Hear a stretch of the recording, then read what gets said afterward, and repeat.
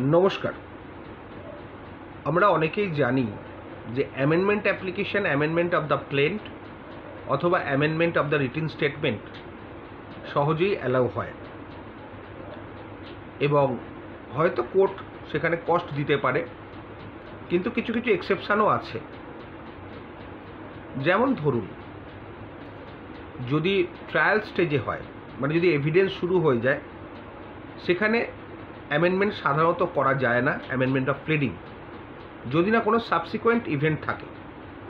Subsequent event বলতে বোঝায় যে সাক্ষী দেওয়ার পরেও কোনো পরিস্থিতি এমন হয়েছে যে পরিস্থিতিটা প্লেন্টের মধ্যে বা রিটেন স্টেটমেন্টের মধ্যে ঢোকানোটা আবশ্যক। সেই সব ক্ষেত্রে সাবসিকুয়েন্ট ইভেন্ট হলে তবে কিন্তু প্লেন্ট বা রিটেন স্টেটমেন্ট ফার্দার অ্যামেন্ড হয়, এভিডেন্স চলাকালীন বা এভিডেন্স হয়ে যাওয়ার পরেও।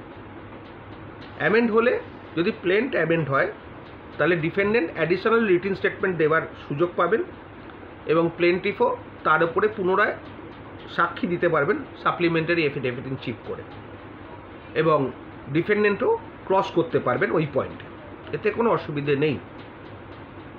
কিন্তু একটা এক্সেপশান হচ্ছে, যেটা রিসেন্টলি সুপ্রিম কোর্ট করেছে, 2023 সালে একটা জাজমেন্ট আছে, যেখানে সুপ্রিম কোর্ট বলছে যদি অ্যামেন্ডমেন্ট করলে শ্যুটের নেচার অ্যান্ড ক্যারেক্টার চেঞ্জ হয়ে যায় এবং প্রেয়ার পোর্শন চেঞ্জ হয়ে যায় এবং সেই চেঞ্জটা যদি প্রিভিয়াসলি ফাইল শ্যুটের নেচার ক্যারেক্টারের সঙ্গে অনেকটাই ডিফার করে, সেক্ষেত্রে কিন্তু অ্যামেন্ডমেন্ট আর অ্যালাউ হবে না। সেক্ষেত্রে কী করতে হবে, ওই কেস তুলে নিয়ে ফ্রেশ শ্যুট ফাইল করতে হবে, অথবা অন্য যে কোনো উপায় আছে, কিন্তু অ্যামেন্ডমেন্ট করা যাবে না। কিন্তু এর আগের যে জাজমেন্টগুলো সুপ্রিম কোর্টের ছিল, সেখানে বলছে নেচার অ্যান্ড ক্যারেক্টার যদি চেঞ্জ হয়েও যায়, সেক্ষেত্রেও অ্যামেন্ডমেন্ট করা যেতে পারে, তবে নির্ভর করে কেস টু কেস ভিত্তিতে। সব কেসে সব সময় সেটা হয় না, বা কোনো স্পেসিফিক জাজমেন্ট সব কেসের ক্ষেত্রে কিন্তু লাগে না, বিভিন্ন কেস টু কেস ভ্যারি করে। এটা জেনারেল প্রিন্সিপাল বললাম, যেখানে নেচার ক্যারেক্টার সম্পূর্ণরূপে চেঞ্জ হচ্ছে বা অনেক সময় আংশিক চেঞ্জ হচ্ছে, যেটা ভাইটাল, সেক্ষেত্রেও কিন্তু অ্যামেন্ডমেন্ট অ্যালাউ হবে না as per latest supreme court judgement. Exception সবসময়তেই আছে, এবং এটাও মনে রাখবেন সব জাজমেন্ট কিন্তু সব পরিস্থিতিতে সব জায়গায় অ্যাপ্লিকেবলও নয়।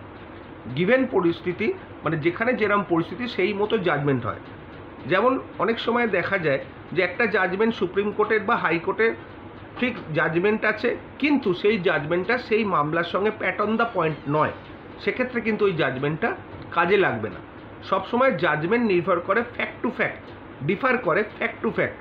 যে ফ্যাক্টে যেরকম পরিস্থিতি সেইভাবে যদি কোনো জাজমেন্ট হয়, তবেই সেই জাজমেন্টটা অ্যাপ্লিকেবল হবে, এবং সেই জাজমেন্টের পরে যদি লেটেস্ট কোনো জাজমেন্ট পাওয়া যায়, সেই আগের জাজমেন্টটা রিভার্স করে, তখন কিন্তু সেই লেটেস্ট জাজমেন্টটাই অ্যাপ্লাই হবে। তারপরে আরেকটা কি ডিভিশন বেঞ্চ দিয়েছে কি সিঙ্গেল বেঞ্চ দিয়েছে, যেমন সুপ্রিম কোর্টের যদি ফিফথ জাজেস বেঞ্চ হয়, সেকেন্ড ডিভিশন বেঞ্চ হয়, যে জাজ যদি ফিফথ জাজেস বেঞ্চ হয়, তাহলে ফিফথ জাজেস বেঞ্চে বহাল থাকবে সেই রায়, তখন ডিভিশন বেঞ্চের রায় আর থাকবে না। মানে যেটা লেটেস্ট হবে এবং ডিভিশন বেঞ্চ বা কতজন জাজের বেঞ্চ যেটা বেশি হবে, সেই জাজমেন্টটাই কিন্তু বহাল থাকবে। আশা করি বোঝাতে পারলাম। আজকে এই পর্যন্ত।